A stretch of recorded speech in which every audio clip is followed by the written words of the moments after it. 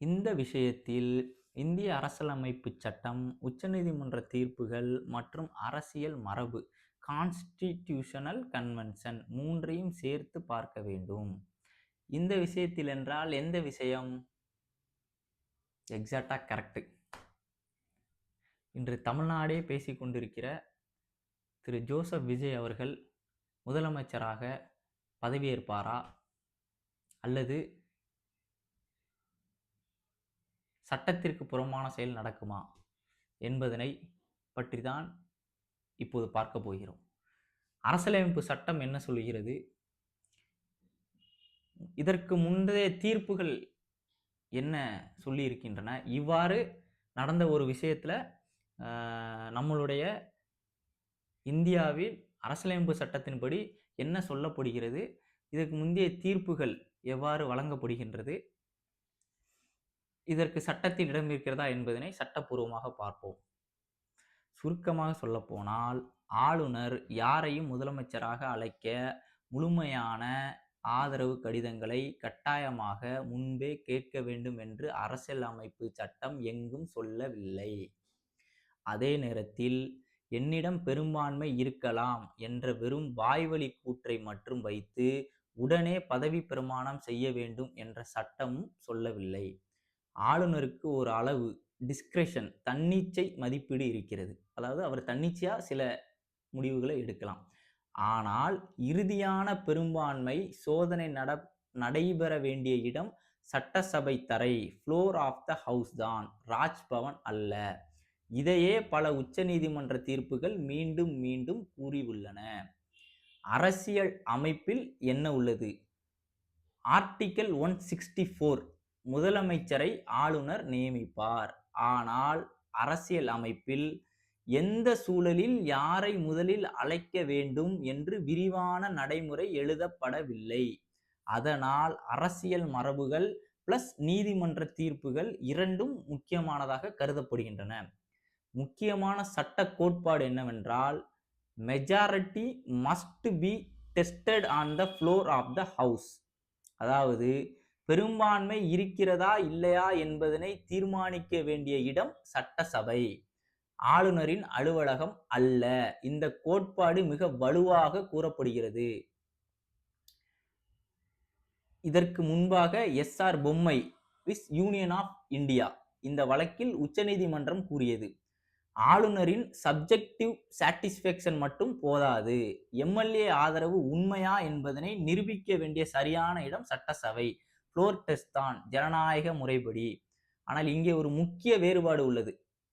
SR. பொம்மை வழக்கு பெரும்பாலும் ஏற்கனவே ஆட்சியில் இருந்த அரசு பெரும்பான்மை இழந்ததா என்பதனை பற்றியது. ஆனால் நம்மளுடைய கேள்வி என்னவாக இருக்கிறது? தேர்தல் முடிந்த பின் ஹங் அசம்பிளி நிலைமை தான் நம்ம இப்ப தமிழ்நாட்டில் நிலவிட்டு இருக்கு. இந்த வழக்கு என்ன பண்ணணும் அப்படிங்கிறத பார்ப்போம். இதே மாதிரி இன்னொரு வழக்கு யூனியன் ஆஃப் இந்தியால நடந்திருக்கு. ராமேஸ்வர் பிரசாத் அப்படிங்கிற ஒருத்தரோட வழக்கு. இந்த வழக்குல உச்சநீதிமன்றம் கூறிய தீர்ப்பு, ஆளுநர் ஹார்ஸ் ட்ரேடிங் நடக்கலாம் என்ற சந்தேகத்தின் பேரில் முன்கூட்டியே முடிவு எடுக்க முடியாது. அரசை அமைக்க முயற்சிக்க வாய்ப்பு தரப்பட வேண்டும்.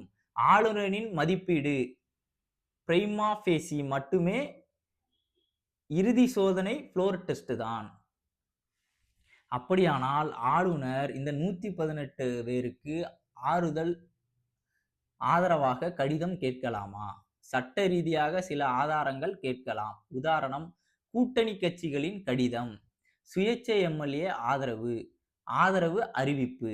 ஏனெனில் ஆளுநர் இந்த நபர் உண்மையில் பெரும்பான்மை பெற வாய்ப்பு உள்ளவரா என்ற ஆரம்ப நிலை மதிப்பீடு செய்யலாம். ஆனால் 118 சிக்னேச்சர்ஸ் கையிலேயே கொண்டு வந்தால்தான் என்ற முழுமையான முன் நிபந்தனை விதிப்பது நீதிமன்ற சோதனையில் கேள்விக்குள்ளாகலாம். ஏனெனில் உச்ச நீதிமன்றம் பலமுறை floor test is the only conclusive test என்று கூறியுள்ளது. நடைமுறையில் இந்தியாவில் என்ன நடந்துள்ளது? பல மாநிலங்களில் கர்நாடகா, மகாராஷ்டிரா, கோவா, மணிப்பூர் இங்கு முழு பெரும்பான்மை இல்லாமலேயே நாங்கள் ஆதரவு திரட்டுவோம் என்று கூறியுள்ளவர்களுக்கு ஆளுநர் பதவி பிரமாணம் செய்து வைத்துள்ளார். பின்னர் 24 மணி நேரம், 48 மணி நேரம், சில நாட்களுக்குள் ஃப்ளோர் டெஸ்ட் நடத்துமாறு உத்தரவிடப்பட்டுள்ளது. தெளிவா கேட்டுக்கங்க.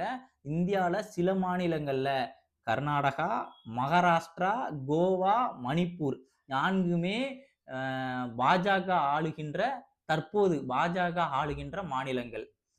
அங்கு பெரும்பான்மை இல்லாமலேயே நாங்கள் ஆதரவு திரட்டுவோம் என்று வாய் வழியாக கூறி பதவி பிரமாணம் முதலமைச்சருக்கு ஆளுநர் அவர்கள் செய்து வைத்துள்ளார்கள் என்பது குறிப்பிடத்தக்கது.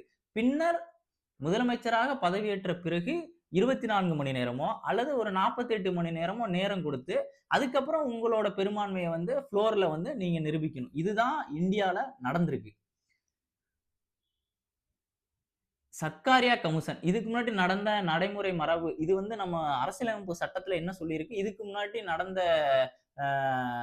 இந்த மாதிரி தேர்தல் முடிவுகள் என்ன நடந்திருக்குங்கிறத பார்த்தோம். இப்ப கமிஷன் இதுக்கு ஒரு முக்கியமான நடைமுறை மரபு இருக்கு.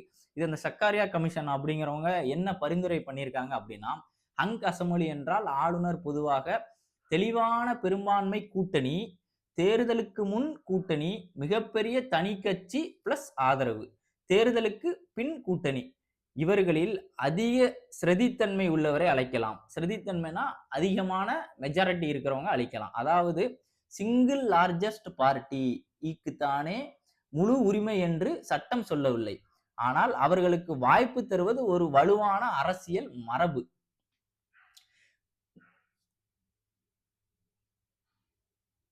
இப்போ நம்ம தமிழ்நாட்டுல என்ன நடக்குதுன்னா, இப்போ பெரும்பான்மையாக தமிழக வெற்றிக் கழகம் 113 எம்எல்ஏ ஆதரவுகளுடன் ஆளுநரிடம் சந்தித்து முறையாக எனக்கு பதவி பிரமாணம், அதாவது முதலமைச்சராக பதவி பிரமாணம் செய்து வையுங்கள் என்று கூறியிருக்கிறார். ஆனால் ஆளுநர் அவர்கள் 118 தமிழகத்தில் பெரும்பான்மையாக ஆட்சி அமைக்க 118 எம்எல்ஏக்கள் தேவைப்படுகிறது. எனவே 118 எம்எல்ஏக்களின் ஆதரவு கடிதம் கொண்டு வாருங்கள், உடனே நான் பதவி பிரமாணம் பண்ணி வைக்கிறேன், அதுல எனக்கு எந்த பிரச்சனையும் இல்லை அப்படின்னு ஆளுநர் கூறுகிறார். இது அரசியலமைப்பு சட்டத்திற்கு எதிரானது. நீங்க உண்மையிலேயே பதவி பிரமாண விஜய், ஏனென்றால் பெரும்பான்மை பெற்று